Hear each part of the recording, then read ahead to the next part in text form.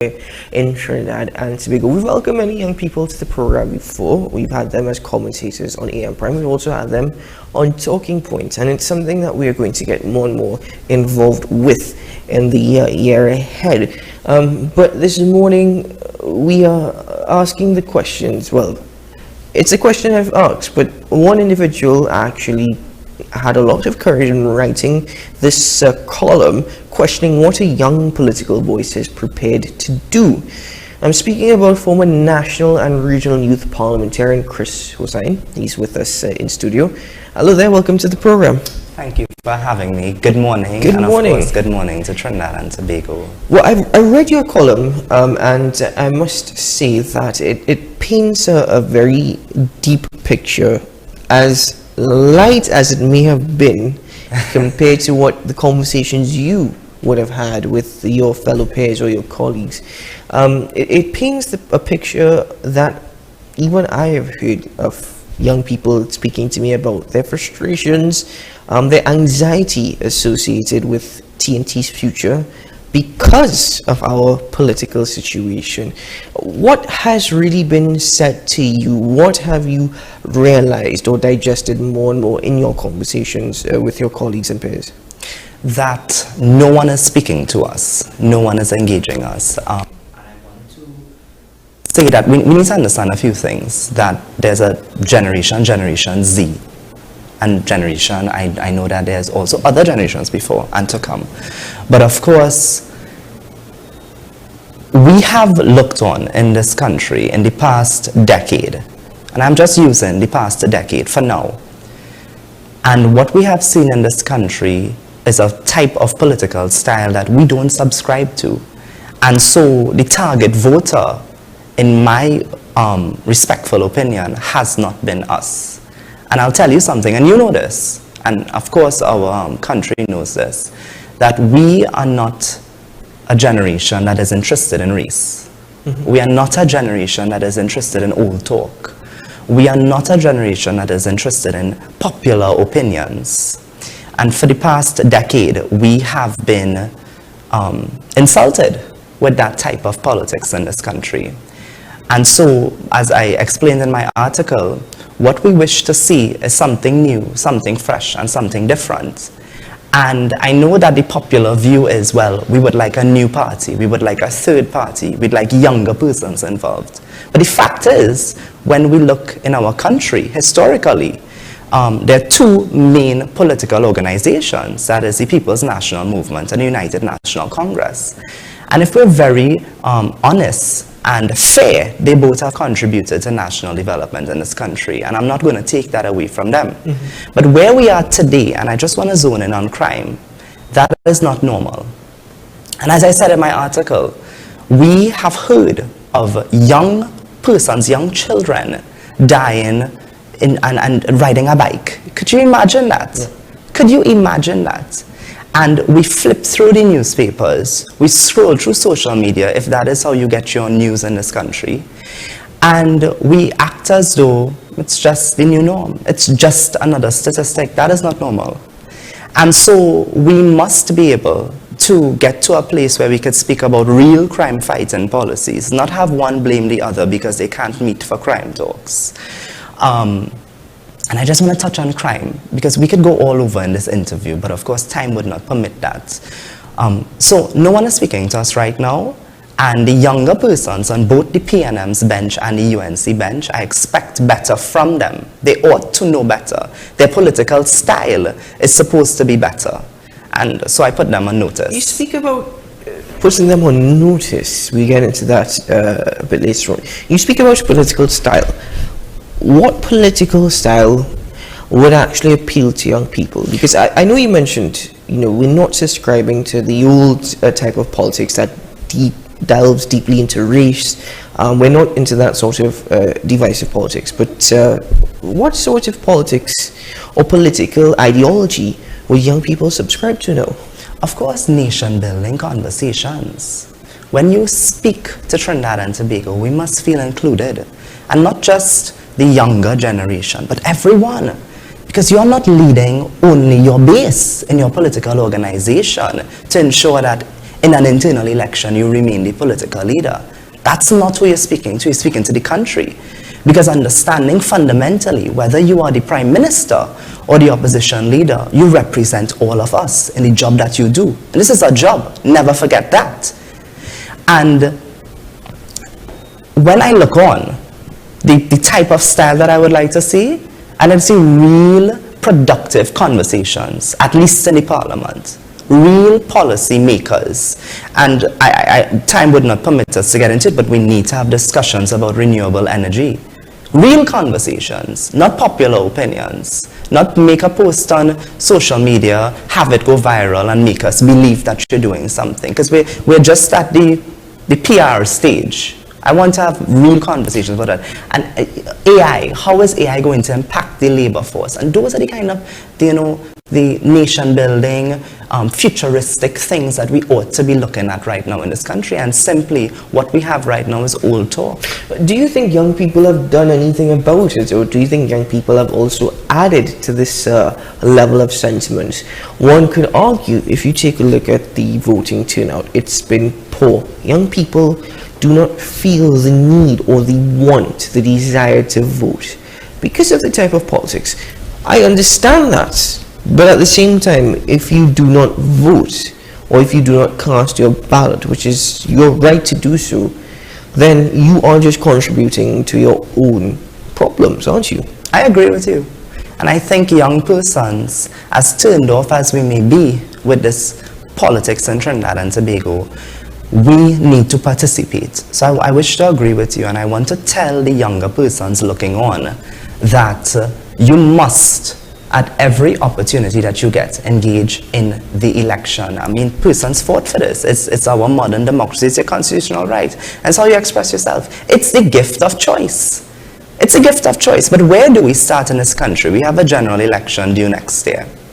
Of course, interestingly and conveniently, in today's conversation, there's a UNC NATEX election due in June of this year.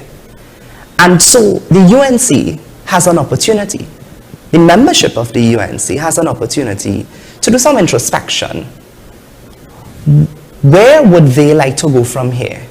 Where would they like to go from being in opposition for the past decade? But it's beyond being in opposition. Where would they like to take the country? I also would put the PNM on notice as well. I don't think they have any internal election this year, so I can't speak on that. But when they do, as much as they're in government, as much as they may enjoy that right now, the reality is that should an opposition party gain governance and perhaps the PNM becomes the opposition, the organization that is the PNM may become unelectable because of their, I would say, governing style at this point. When you take a look at what both parties have to offer at this point, do you think that anything will change anytime soon? I take a look at the PNM, I take a look at the UNC. It ties into succession planning as well. Neither party seems to have a plan, because June 2024, a national executive election, given all that we've heard thus far, there probably is an acceptance already of the outcome of that election. Well, of course, there are some persons who look at this as a career. And there are some politicians in this country, and I think we as citizens have to be held to account as well, that we have added and contributed to the culture of, well, loyalty to party. We praise some of them as though they are some sort of almost like a religion at times. And so that kind of culture, we need to shift away from that. Do I see something changing in the short, or can change in a short space of time? I said, yes, it can. It is very possible. We must never lose hope in this country.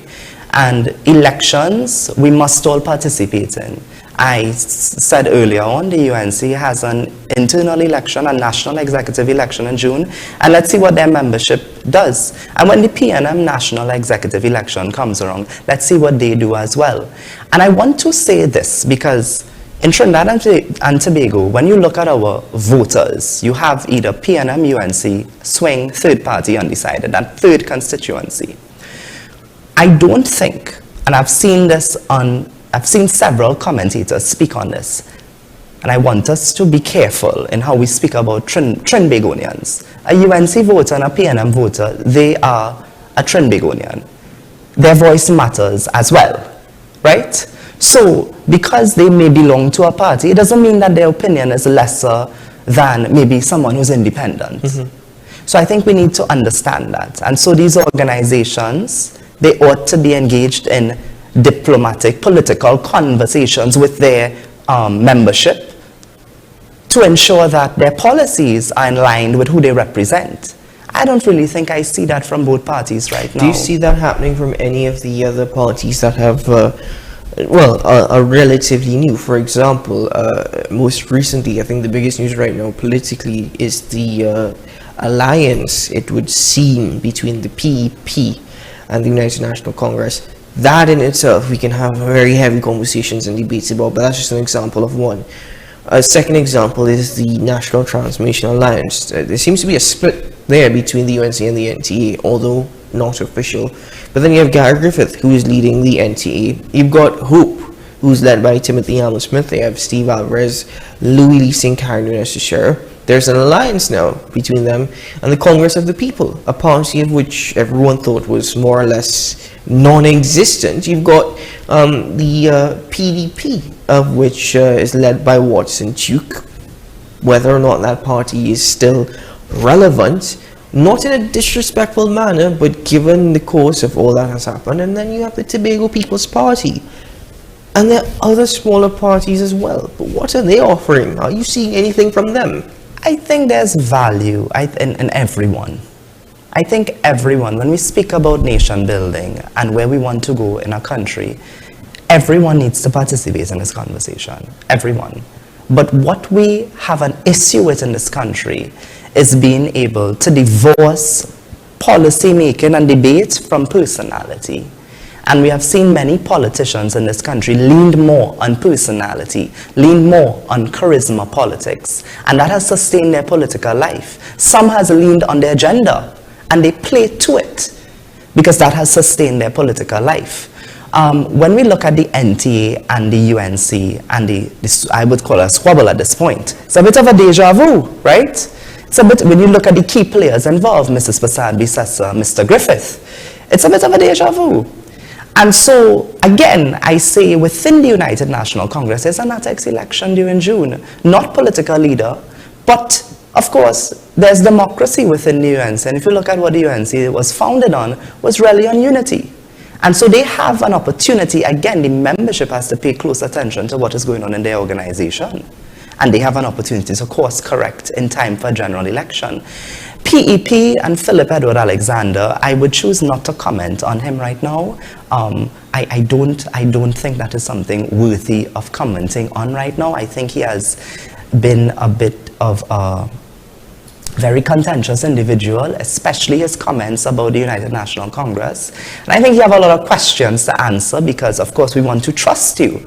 And we want to trust this relationship that you speak of in joining Mrs. Prasad Bisasa. But just a couple months ago, you were very anti her and her leadership and the party, and also the PNM. He seems to have been anti everyone a couple months ago. So there's, and I noticed this morning, I was looking at the news, even within his organization, the PEP, he have some questions to answer as well. So we'll await, give him some time, you know, and he's a very opinionated guy, and hopefully on one of his Facebook lives, he would be able to account to the population in the same manner that he would like for the PNM and the UNC to account to the population. I hope that his membership would hold him to account.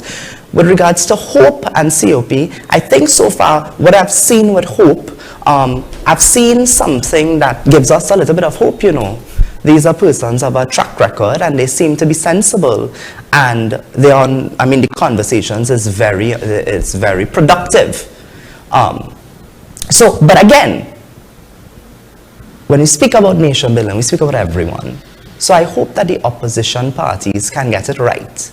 And there are lessons to be learned from the 2010 alliance by Mrs. Prasad Bisasa's leadership. There are lessons to be learned. Why does it take an alliance? And this is what we're seeing now. We're seeing alliances being formed in 2024, national election in election year actually in 2025, because you have THE as well, and I believe in 2026 is local government. So the next 2 years are crucial.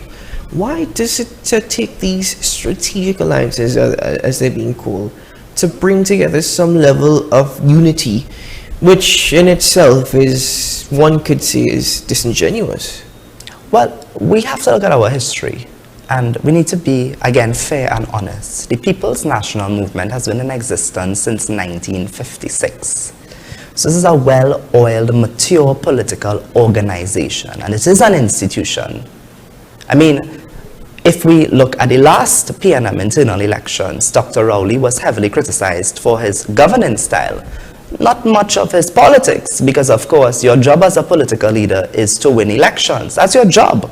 As a political leader, it's to get into office and execute your party's policy. When we look at the opposition, or at least, and we look at the UNC right now, they have not, in the past 10 years under its current leadership, they have not been able to get that third constituency voter.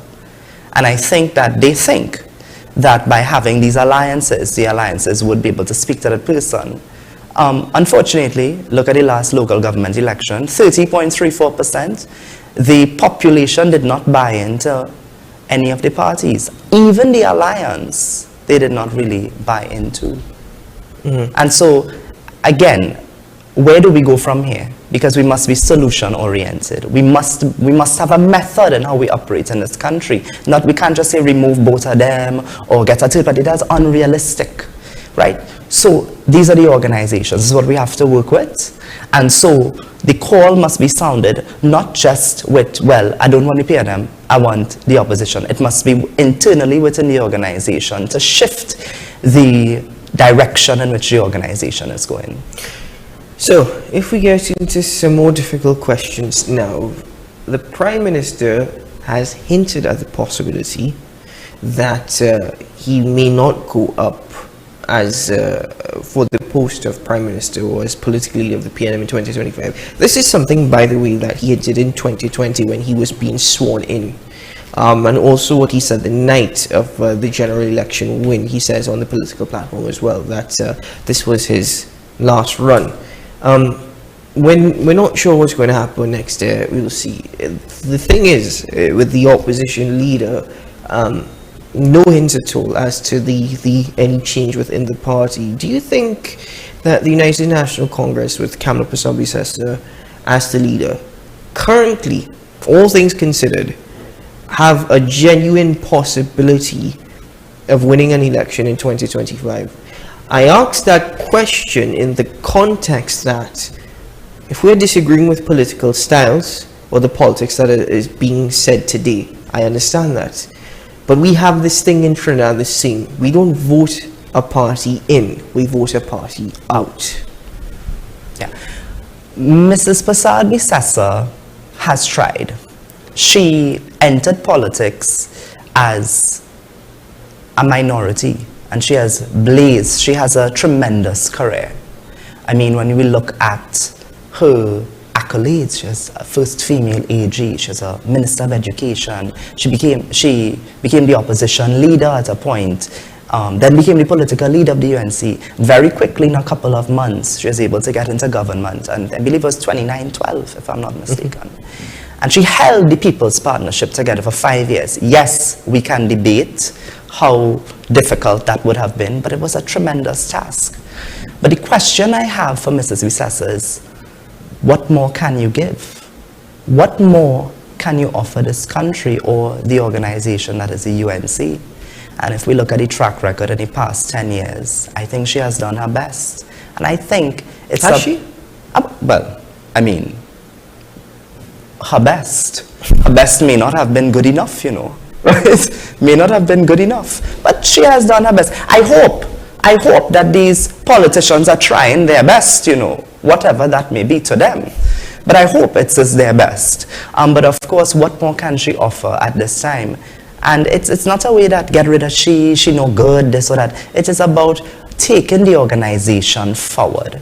And I think she served herself and served the country, and even Dr. Rowley, and we can look at Mr. Basdeo Pandey and Mr. Manning, and they served for their time. But of course, we want to take the country forward in a more futuristic way, away from that type of politics. Okay, so let's flip that around. Let's say the current Prime Minister, Dr. Keith Rowley, he decides to remain as political leader heading into 2025 because they had their executive elections last year. So he is to be, political leader heading into 2025. He decides, you know what, I'm going to be the political leader. I'm going for the position of Prime Minister again.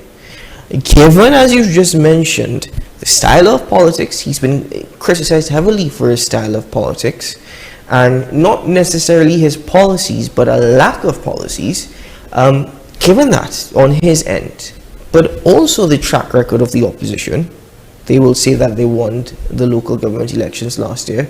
They've lost. I wanna interject on that. Sure. That they won the local government election last year. I don't think any 7 is bigger than the other, right? And when you look at the numbers, for example, that seat of Indian Walk Lengua, in 2019, the candidate for the UNC is a guy named Rajesh Lal. He would have won that seat overwhelmingly. And so, for it to come so close that it is now in the courts, I don't know if that's a win. I don't know. But I do accept that they picked up a seat in San Fernando, Marabella West, under John Michael Aliboka. So I take, and I understand also in Arima, the numbers weren't that bad. So there are different arguments to take. But I'm just saying, for argument's sake, and let's just say, they did win. We're going to say they did win, right? Yeah? Let's give them benefit of the doubt. What is their position currently? If it is that they said the alliance worked, the NTA and UNC alliance worked, then what is the position that they're going to be in for 2025, if indeed that, according to them, they won with NTA, given what has happened with NTA? Well, it's not that. The question I would have asked ties into what the UNC has presented, and that is the chances of Dr. Keith Rowley, who has won the election in 2020, who won the election in 2015, and quite possibly could win it again in 2025. What's your thoughts on that? Well, you look at the numbers, even in 2020 and 2023, the voter turnout over the past in general and local, it has dwindled, right? And what we have right now is the PNM base versus the UNC base. And earlier in this interview, I said that the PNM has existed since 1956, whilst the UNC came about around the 80s, from Club 88. Of course, you had them won the 1995 election, but then there are different iterations, because of course the Pandey-led United National Congress is not the Mrs. Prasad Bisesa-led United National Congress. So there are different iterations of the United National Congress. I think right now we have the main bases fighting each other. So that third constituency voter, once they come out and vote, and statistically, if we look at the stats, we saw it in 1986 with the NAR, that 33-3. We saw it in 2010 with the People's Partnership. So right now, I think you just have the main PNM versus UNC bases fighting each other. And maybe that's why we get the result we get. But let us be very certain here. This is not any sort of overwhelming mandate for the government. I mean, you cannot be confident when you have a voter turnout that low. And the argument would be that the United National Congress gets the popular vote. That doesn't matter. So, what are we looking at? All things considered from this conversation, all that you've put on the table, all that has been said, what are we looking at heading into 2025? Well, we have an election, an internal NATEX election for the UNC in June of this year. And so the organization has the opportunity to course correct in time for 2025. Should they choose to stay with its current arrangements and its status quo remains the same, then what we will have is a repeat, and I think it would be a recurring effect of what has happened for the past decade with the two major political organizations in this country, because we have been offered the same two persons, Dr. Rowley or Mrs. Prasad Bisesa. Is it a change? Or is it a change?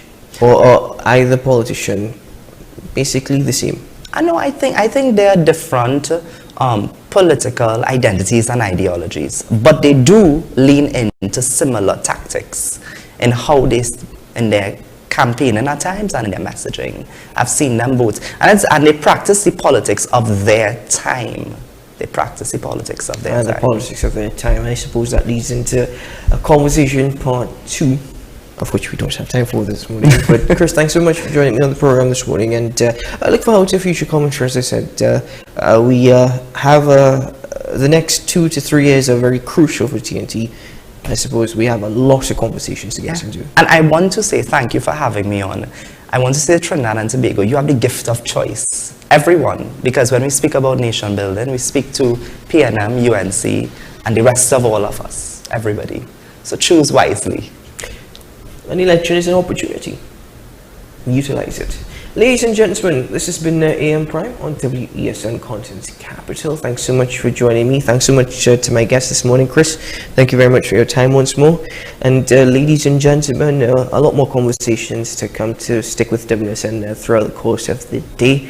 But I'm Keaton Shaw, wishing you a productive day ahead, a safe one that is. And we'll see you again very soon. Bye-bye.